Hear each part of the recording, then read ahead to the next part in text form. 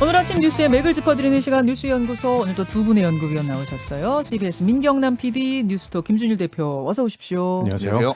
예, 오늘 첫 뉴스 민 PD 뭘 골랐습니까? 김경수 대법 선고 파장입니다. 네. 김경수 경남지사 어제 결국 대법원에서 징역 2년이 확정됐습니다. 네. 김 지사는 1심에서 법정 구속됐다가 77일 만에 보석으로 석방된 상태였는데요. 어제 2년형이 확정되면서 남은 22개월여를 교도소에서 복역을 해야 합니다. 예. 경남지사직도 박탈됐고요. 실형을 사는 기간과 이후 5년 다 합해서 약 7년여 정도의 피선거권도 박탈이 됩니다. 김 지사는 두 가지 혐의로 재판을 받던 중입니다. 첫 번째로 2017년 대선 당시 드루킹 일당과 공모를 해서 인터넷 기사의 댓글 순위를 조작한 혐의. 이 과정에서 2,800여 개의 아이디와 매크로 프로그램 킹크랩을 활용해서 인터넷 기사 7만 6천여 건에 달린 글 118만여 개의 공감 비공감을 조작했다. 이런 내용이었죠. 네네. 이건 유죄가 나왔고요. 두 번째로 드루킹 측근에게 샌달 총영사 자리를 제안한 거. 이거는 김 지사가 경남도지사에 출마했던 6.13 지방선거와는 관련성이 있다고 볼 증거가 불충분하다라고 해서 무죄가 나왔습니다. 네. 정리하면 컴퓨터 등 장애 업무 방해죄는 유죄, 선거법 무죄. 그래서 2심 원심을 어제 대법원이 확정을 한 겁니다. 그러니까 댓글 조작을 공모했다는 혐의는 1심도 2심도 3심도 유죄를 내린 거고, 맞습니다. 총 영사직을 가지고 이거를 뭔가를 딜한 거냐라는 부분은 무죄가 내려진 거예요. 그렇습니다. 예. 네. 그 댓글 조작 공모 혐의가 유죄로 인정된 어떤 근거는 뭡니까? 판단의 근거. 네. 핵심은 매크로 프로그래밍 그 킹크랩의 시연회였습니다. 네. 드루킹 등은 김 지사가 자신들의 사무실 파주에 있던 산채 여기를 처음 방문한 날에 킹크랩 개발을 본격 착수했고 두 번째 방문 날에 맞춰서 킹크랩 시연회를 준비했다라고 주장을 했습니다. 여기서 김 지사가 고개를 끄덕여서 킹크랩 개발을 허락했다. 는 게 이제 네네. 드루킹의 얘기고, 네, 그리고 김 지사 측에서는 계속해서 네네. 간 건 맞는데 나 닭갈비 먹느냐고 킹크랩 네네. 시연회는 못 봤다 이거였잖아요. 맞습니다. 닭갈비 영수증이랑 수행비서 구글 타임라인 같은 거 증거를 제출했는데 이 부분은 받아들여지지 않았고 재판부가 킹크랩 개발에 김 지사도 공모한 것으로 본 것입니다. 그러니까 근거들은 어떤 것들이 있죠? 또 이 외에도요. 김 지사가 드루킹으로부터 온라인 정보 보고와 댓글 작업 기사 목록을 받았던 점, 김 지사 스스로 기사 URL을 드루킹 쪽에 보냈던 점, 그리고 드루킹과 수차례 만나고 정치적 현안을 논의한 점, 드루킹의 요구로 측근을 공직에 추천한 점, 이런 것들이 다 그러니까 판단 근거가 됐습니다. 그렇죠. 그 킹크랩 시연회를 봤다라는 것의 근거는 디지털 포렌식을 통해서 맞습니다. 로그 네네. 기록 이런 그렇죠. 디지털 기록을 네네네. 근거로 한 예, 거죠. 그 개발자의 로그 기록이 이렇게 남아 있었습니다. 네. 그래요. 정치권 반응은 어떻습니까? 일단 김경수 지사 반응부터 말씀을 드리면요. 결백과 진실을 밝히는 법적 절차는 여기서 막혔다. 하지만 무엇이 진실인지 판단은 국민들의 몫이라면서 아쉬움을 드러냈고요. 또 도전 공백에 대해서 도민들에게 사과의 뜻을 네. 밝히기도 했습니다. 청와대는 특별한 입장은 없다고 밝혔는데요. 여당의 민주당은 아쉬움이 크지만 대법원의 판결을 존중한다는 입장, 그리고 대선 주자 6명도 이에 동참하는 모양새였습니다. 네. 반면 야당인 국민의힘은 문재인 대통령과 민주당도 책임에서 자유로울 수 없다면서 사과를 요구하기도 했고요. 또 야권의 대권 주자 중에서 윤석열 전 검찰총장이 특히 좀 세게 얘기했습니다. 네. 국정원 댓글 사건과도 비교할 수 없을 정도로 그런 규모의 여론 조작, 선거 공작이라면서 현 정권의 정통성에 하자가 있음이 드러났다고까지 이야기를 했습니다. 예, 현 정권 정통성 이야기가 윤석열 전 총장 또 국민의힘에서 다 나온 거죠. 김준일 기자, 이게 한 4년을 끈 재판 아닙니까? 4년 동안 진행이 된 거라서 여러분 좀 가물가물하실지도 모르겠는데 처음 시작을 보면 이게 지금 민주당 당시 당대표 추미애 대표의 고발에서부터 시작이 된 거 아니에요? 그렇죠. 2018년 초였는데요. 이제 추미애 더불어민주당 당대표가 네이버 이런 데 댓글 포털 댓글에 대해서 굉장히 강경한 발언들을 그때 막 쏟아냈어요. 그래서 그때 당시에 문재양이라는 표현을 쓰면 위법이다. 이런 표현까지 썼어요. 그러니까 네이버 댓글에 문재양, 문슬람 이런 표현들이 올라오는데 이거는 불법이다. 이건 사법 처리해야 된다. 이런 강경 드라이브를 예고를 했는데 일부 이제 언론에서 이제 김어준 씨가 진행하는 이런 방송에서 네. 이제 매크로 조작 혐의가 있다 댓글에. 그래서 이게 조직적으로 이루어지고 있다. 개개인이 한 게 아니다. 이런 의혹을 굉장히 오랫동안 제기를 했어요. 그러니까 매크로를 돌려서 정부를 비판하는 기사들 순위가 올라가도록 하는 뭔가 세력이 있는 것 같다라는 이야기를 계속했고 그것을 이제 민주당 추미애 당시 대표 뭐 이런 분들이 뭐 받은 거죠. 사실상 받은 거죠. 그런 이제 주장들을 그래서 좀 부정적인 댓글에 대해서 좀 강하게 규제를 해야 되겠다라는 이런 심리가 좀 깔려 있었던 것으로 보이고요. 그래서 경찰에 그 매크로로도 의심되는 그거를 이제 수사 의뢰를 하면서 고발을 하면서 이렇게 네. 시작이 됐는데 그러니까 잡고 보니 한마디로 드루킹이었던 것이고 왜 그럼 드루킹은 정부의 이런 부정적인 댓글을 달았느냐라고 한다라면은 원래 받기로 했던 본인이 생각하기에 원래 내가 열심히 공로를 세워서 지난 대선 때 받기로 했던 거를 제대로 보상을 못 받았다. 그러니까 불만이 생겼다라는 거예요. 보복 차원. 보복 차원에서 이제 정반대 이렇게 댓글을 단 거네요. 그렇죠. 정반대 댓글을 이제 달기 시작했던 거고 그러면서 이제 이게 일파만파가 된 거예요. 왜냐하면은 기억하시겠지만은 노회찬 의원이 이제 드루킹 김동원 씨를 수사를 하다 보니까 노회찬 의원이 이제 정치 자금을 일부 불법 수수를 했던 의혹이 밝혀지면서 네. 이제 극단적인 선택을 하는 이런 뭐 나비 효과도 있었고. 그게 이제 2천만 원이었고. 예, 그리고 뭐 이를테면 김지사 의원실 보좌관 한모 씨가 뭐 금품을 받은 사실도 이제 드러났고 결정적으로 이제 드루킹 이게 킹크랩 시연에 이제 김 지사가 참여를 했는지 여부 이거가 이제 밝혀지면서 이제 이게 여기까지 온 건데 이제 이거 좀 전반적으로 짚어봐야 될 것 같아요. 이번 사건의 교훈은 네.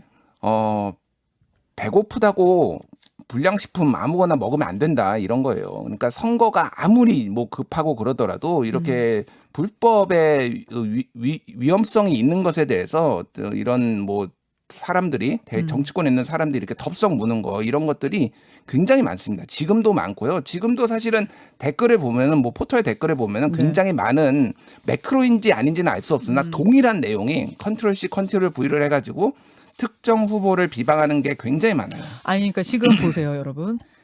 킹크랩 시연회를 받느냐 못 받느냐 이게 핵심이었잖아요. 그렇죠.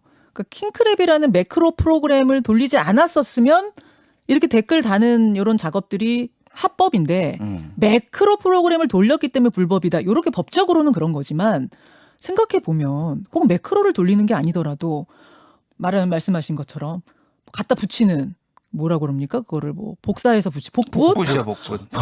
복붙으로 여론을 조작하는 이런 행위들은 상당히 오래 많았고 지금도 존재하고 이게 여론을 흐리는 그야말로 정치판을 흐리는 행위 아니에요. 그러니까 불법법 떠나서 스스로는 그거를 이제 적극적 자발적 정치 참여라고 왜냐하면 상대 후보는 너무나 나쁜 놈이기 때문에 무조건 떨어뜨려야 된다. 그러니까 나는 이걸 해야 된다라고 생각하시는 분들이 많지만은 큰 틀에서 보면은 다 똑같은 행위예요. 그거는 다 여론 조작을 하겠다라는 의지를 이제 보이는 것이고 이게 그러니까 보상이 적절하게 주어지면은 이거 특혜 논란이 있는 거죠. 보상이 안 주어지면 이렇게 배신 논란이 있으면서 이런 식으로 보복이 나오고 뭐 이런 악순환들이 지금 이어지고 있는 겁니다. 그래서 전체적으로 보면 이제 좀 정치권이 좀 반성을 해야 되지 않을까라는 거고 이번 대선에서도 댓글 논란이 분명히 불거질 텐데 어떤 일이 불거질지 좀 봐야 될 것 같고 앞으로 이제 미래가 어떻게 될 것이냐라고 본다라면은 김경수 지사 같은 경우에는 사실 이제 굉장히 정치적 미래가 어두워졌는데 아마 이광재 의원의 길을 따라갈 가능성이 높은 거죠. 이광재 의원 같은 경우에도 예전에 이제 뭐 선거자금 이제 이런 문제로 실형을 살았다가 뭐 이제 다시 이제 정치 재개를 했는데 다만 이제 어느 정도급까지 복권이 될지는 이제 봐야 되는 건데 당장 민주당한테는 이거는 굉장히 안 좋은 거죠. 뭐 누구의 유불리를 떠나서 정권의 정통성이기 때문에 반문 세력이 좀 더 정당성을 얻고 집권은 좀 더 결집할 어떤 그런 모멘텀 명분이 생겼다라고 봐야 될 것 같아요. 네. 오늘 이 김경수 지사 판결에 관해서는 여당 야당 얘기를 다 들어보려고 합니다. 정미경 최고위원 또 대선 주자들이 어제 일제히 입장 냈거든요. 그중에 정세균 후보 입장 확인하겠습니다. 여러분 의견은 지금부터 활발하게 보내주세요. 두 번째로 가죠. 코로나 엎친데 폭염 덮쳤다입니다. 예. 네, 오늘도 코로나19 신규 확진자가 1,800명 이상 최대 수치를 보일 것으로 예상이 되는데 코로나19 확진자 숫자에 더해서 챙겨봐야 할 숫자가 더 있는 것 같습니다. 바로 온열 질환자 숫자인데요. 역대급 폭염이 이어지는 가운데 올해 들어서 어제까지만 온열 질환 환자 숫자가 436명, 지난해보다 30%가량 열사병 막 이런 거 걸린 분들. 그렇습니다. 그리고 그중에서 6명이 사망을 했고요. 예. 한반도에는 폭염이 덮쳤는데 또 세계적으로는 기상이변이 또 계속해서 관측이 되고 있습니다. 어제 서유럽 홍수와 북미 대륙 폭염 소식은 뉴스에서도 전해드렸는데 이 와중에 중국 중부 지역에는 사흘 동안 617mm의 강수량의 비가 내려서 이 지역에 1년치 강수량에 근접하는 숫자의 비가 내렸다고 합니다. 1년치 강수량이 사흘 동안 네, 왔어요. 사흘 만에 내렸고요. 잠깐만요. 지금 저희가 유튜브와 레인보우 통해서 화면을 하나 보내드리고 있는데 이게 지금 중국의 지하철에서 벌어진 일이죠? 네, 그렇습니다. 지금 이게 그 장저우 도로와 뭐 이런 곳에서 벌어지고 있는 일인데요. 화면을 좀 설명해드리자면 여러분 이게 지하철 손잡이를 사람들이 잡고 네네. 있는데요. 목까지 물이 찼습니다. 네. 지하철 객실 안의 모습이에요. 목까지 물이 차 있고 저기서 12명이 숨졌습니다. 맞습니다. 그 허난성 지역에서 지금 20만 명이 대피한 상태이고 퇴근길 지하철에 물이 차면서 500여 명이 갇혔었고 세상에. 그 중에서 12명이 사망한 일도 있었고요. 또 이 와중에 이찬현 때문에 금이 가고 좀 붕괴 위기에 처해 있습니다. 현지 언론에서는 1000년 만에 폭우라고 이야기하는 중입니다. 1000년 만에 폭우다. 네네. 근데 뭐 중국뿐만 아니라 독일도 엄청났었고요. 그렇습니다. 또 어떤 곳은 캐나다 같은 데는 50도까지 가서 또 기상이변이었고 난립니다.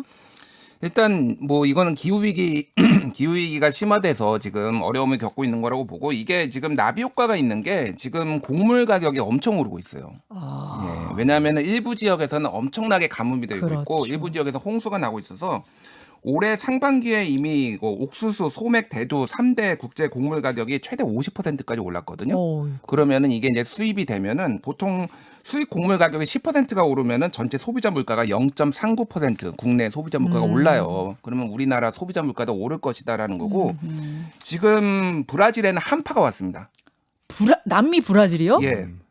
브라질 커피 산지에 영하로 떨어져 가지고 지금 커피 값이 급등할 거다. 그래서 와. 역대급으로 지금 한 커피 선물 가격이라고 하죠. 앞으로 있을 그 커피를 사두는 거 네, 그게 네. 7.7%나 급등했어요. 최근에. 세상에. 그러니까 이런 식으로 지금 전 세계 곡물 가격이 다 뛰고 있다. 그러면은 네. 더 힘들어질 것이다라고 지금 예측이 되는 거죠. 오늘 2부에 생태학자 최재천 교수와의 만남이 있습니다. 이게 제가 어제 오후에 녹화를 했어요. 최재천 교수하고 제가 한 40분 얘기를 들었는데 1초도 놓칠 게 없을 만큼 정말 뼈에 와닿는 얘기들이었습니다. 저희가 오늘 그것을 요약해서 한 17분 동안 들려드릴 겁니다. 2부 여러분 놓치지 마시고요. 짧게 하나만 볼까요? 네. 임대차 3법 시행 1년 정부의 평가는 입니다. 예. 임대차 3법이 국회를 통과한 게 지난해 7월 30일이었는데요. 1년을 맞이했죠. 어제 있었던 부동산 시장 점검 관계 장관회의에서 정부 측의 자평을 들을 수 있었습니다. 네. 근데 상당히 긍정적으로 평가를 했어요. 핵심 근거는 첫 번째로 전월세 계약 갱신율이 57.2%에서 77.7%로 올라갔다. 그만큼 임차인의 평균 거주 기간도 늘어났고요. 또 두 번째로 갱신된 전월세 계약 중에 76.5%가 그 인상률 5% 선을 지켰다는 겁니다. 그래서 임대차 3법 중에 지난해 바로 적용됐던 계약갱신 청구권제와 전월세 상한제 그 효과가 실제로 나타났다고 볼 수 있는 거죠. 홍남기 부총리는 어제 이 회의 모두 발언에서 네. 상당 부분의 이런 내용을 설명하는 데 썼습니다. 그런데 이러한 정부의 평가가 시장의 혼란을 외면한 반쪽 평가가 아니냐 이런 비판도 좀 나오고 있습니다. 지난해 이 임대차 3법 시행 이후에 전세 대란 아마 기억하실 겁니다. 네. 뭐 전세 매물이 귀해져서 매물 보러 막 줄 서고 막 번호표를 뽑고 이런 일도 있었고요. 그랬죠. 또 기존 전셋집에 더 거주하려는 세입자가 늘어나는 대신에 전세 매물 자체가 귀해졌던 거고 또 집주인들도 혹시 몰라서 2, 4년 뒤 미래에 받을 수준의 보증금을 당겨받으려고 하다 보니까 전셋값이 뭐 보증금이 급등하는 그런 일도 있었습니다. 또 서울 외곽으로 밀려난 전세 난민 문제도 지적이 많이 나왔었습니다. 그렇죠. 벌써 1년 됐네요. 일단 임대차법 때문에 전세값이 급등했다 아니면 전세가 안정됐다 이거는 둘 다 사실은 사실에 가깝지 않습니다. 왜냐하면 전세 가격은 기본적으로 그냥 집값에 달려 있어요. 그러니까 왜냐하면은 대체적으로 집값의 한 70% 선에서 다만 여기에서 더 뭐 구매 의사가 높아지면 이제 80%나 60%로 왔다 갔다 하지만 여기에 형성이 되거든요. 그럼 집값이 서울 집값이 2배 이상 거의 뭐 3배가 뛴 데도 있는데 네. 전세값이 안 오를 수가 없는 거예요. 그러니까 이 부분에 있어서 정부가 쏙 빼놓고 뭐 이를테면 재계약률이 늘었다.